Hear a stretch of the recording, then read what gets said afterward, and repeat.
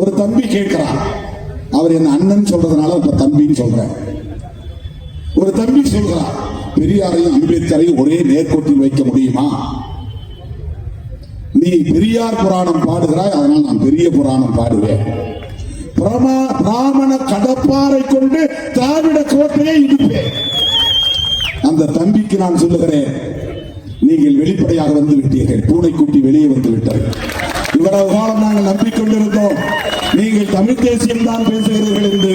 இப்போதுதான் தெரிகிறது நீங்கள் இந்து தேசியம் தான் பேசுகிறீர்கள் என்று.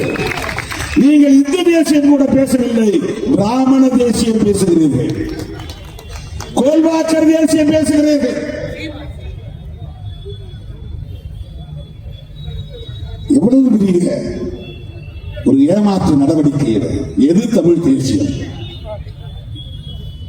பெரியாரை இழிவுபடுத்துவதும் பெரியாரின் அரசியலை தகர்ப்பதுமா தமிழ் தேசியம்?